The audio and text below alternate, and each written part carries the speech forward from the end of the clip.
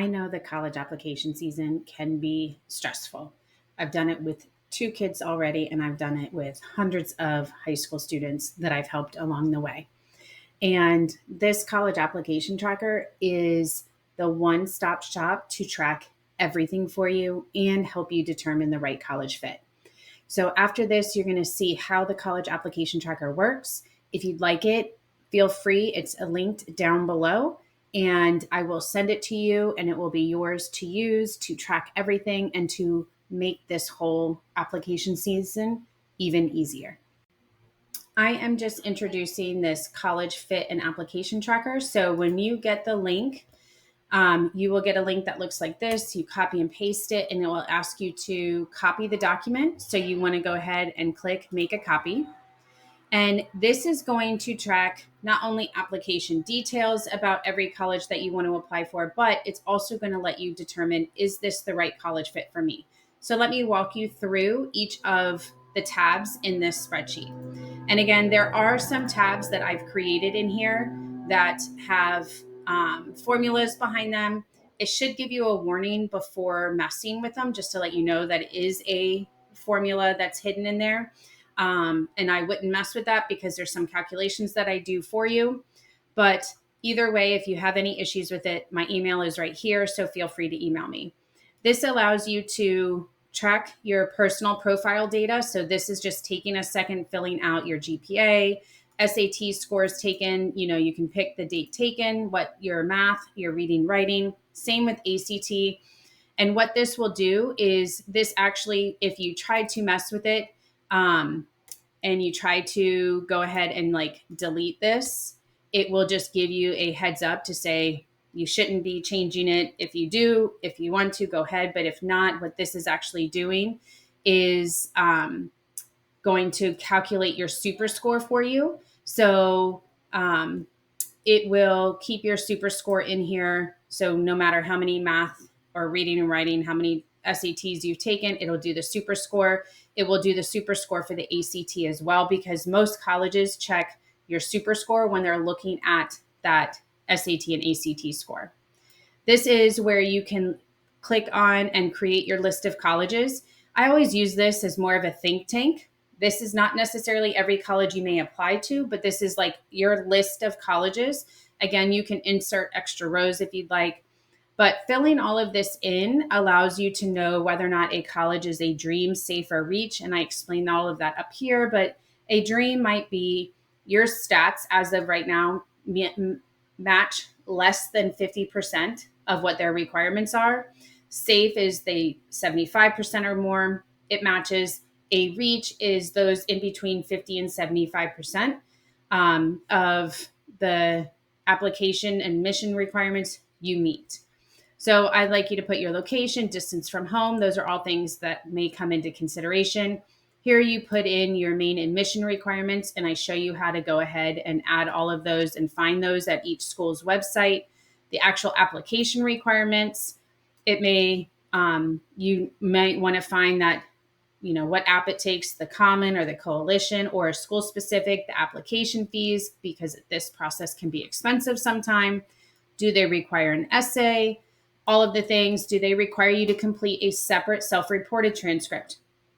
This is something that hangs kids up a lot because they don't allow for this time it takes to do this.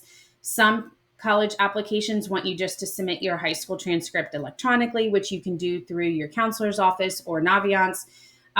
But some actually want you to go, and it's a separate application. You fill that application in, copy and paste the number, and put that number into your ID number into the application. So you just want to make sure you understand, because this gives you an idea of the time commitment to apply to this particular school. If they require you to fill out the FAFSA or CSS, the CSS profile is fairly extensive. The FAFSA is less extensive. And even if you think you won't qualify for FAFSA, some schools want you to do it anyway, just so that they have a baseline understanding of financial need before coming in. And then your deadlines, most important part, understanding all of the deadlines. This deadline is sometimes something that's hidden. This is the freshman merit scholarship deadline. And the colleges may have a rolling application schedule, so they don't have a particular deadline. but they often have a freshman merit scholarship deadline, and that could be an earlier date. And it's the date they want you, if you apply by that date, they will just put you in the mix of for all of these scholarships without you having to do any extra work. If you miss that deadline, you will miss out on those scholarship opportunities. And those are all merit based, not necessarily financial aid based. Testing, making sure you understand if your test scores are not where you want them to be at, some schools let you apply and still keep taking the test because they don't do their final consideration until later. So they may have a deadline in October, but you can take up through the November test or December test and still submit that. But you want to make sure you understand what is the last test date that they will consider for testing. This is open for any other information you may want to track that's important to you. This is the key right here, this determining the right college fit. So this college list will always feed in from your initial list, but I have this in between the details and the actual application tracking, because this is where you will look at every college and say, is this college the right fit for me? So you may have lists of colleges on here that your friends are all applying to, is the most common college to apply to, whatever the case. But with this exercise, you actually take this and you replace this with personal factors that mean something to you. So it could be that you want your location close to home.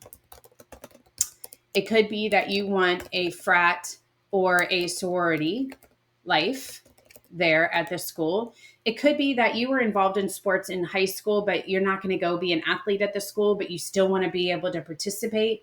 So colleges offer two different ways to do that. They do intramural, which are sports that like frats compete against frats that are at the school. Those are all inner school like squads that compete.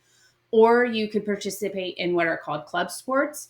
And club sports are actually a team you try out for, and you get to travel to other colleges and play their version of their team in that particular sport. So you may want to make sure that they have club sports. You want to make sure that they have a dance team, or I'm sorry, maybe you want to make sure that they have a football team and a stadium on site, because you want that experience of going to a football game on a Saturday and tailgating and doing all the things.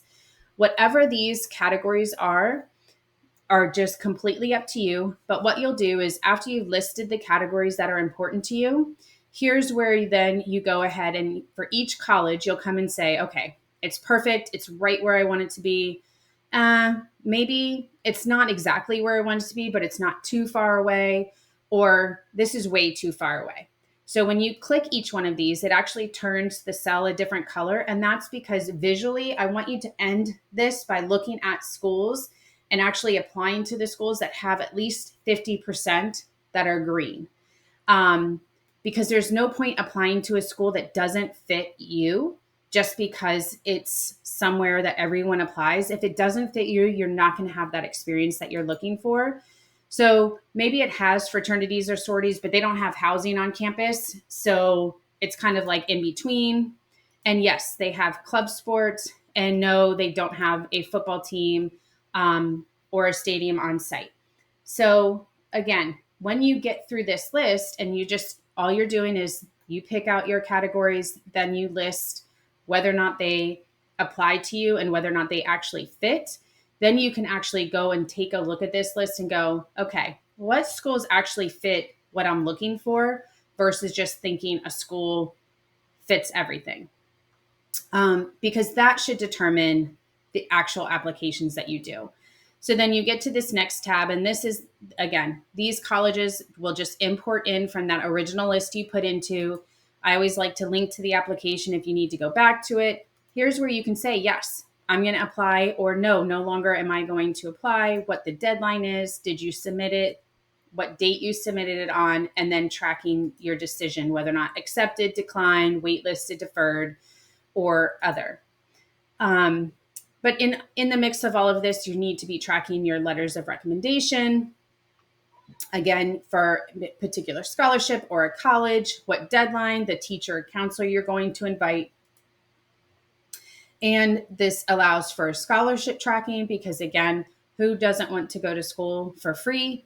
So you have like what the scholarship name, go ahead and copy and paste the URL or the link into there. What is the amount that you could earn? Does it require an essay? Is it renewable, or is it a one-time scholarship? The deadline, did you submit it? And then when you get the status, you can kind of check that off. And so many usernames and passwords in this whole process. So I gave you one place to kind of say, okay, here's my username and password. You can share this with a parent if you want to, or you can just keep it with yourself. But either way, this is helpful in not only keeping track of all of your applications, but this tab right here is so important into determining, is this actually the right college for me? So I hope you find it useful.